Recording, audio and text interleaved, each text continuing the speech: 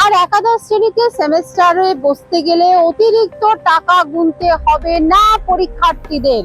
উচ্চ মাধ্যমিক শিক্ষা সংসদের তরফ থেকে বিজ্ঞপ্তি জারি করে জানিয়ে দেওয়া হলো সেমেস্টার বাবদ এবং সাপ্লিমেন্টারি বাবদ একাদশ শ্রেণীতে বসতে গেলে কত টাকা করে দিতে হবে পরীক্ষার্থীদের।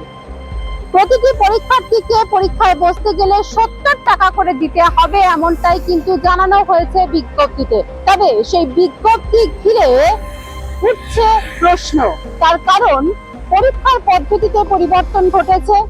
ওএমআর সিট দিয়ে পরীক্ষা শুদ্ধ নিতে হবে, তো সেক্ষেত্রে 70 টাকা ওএমআর সিট দিয়ে পরীক্ষার আয়োজন করা বেশ কঠিন হয়ে পড়ছে স্কুলগুলির ক্ষেত্রে, এমনটা কিন্তু মত শিক্ষক মহলের একাংশে। তাই এই বিষয়টি আরো একবার ভাবনা চিন্তা করা উচিত উচ্চ মাধ্যমিক শিক্ষা সংসদের, এমনটাও কিন্তু বক্তব্য তাদের।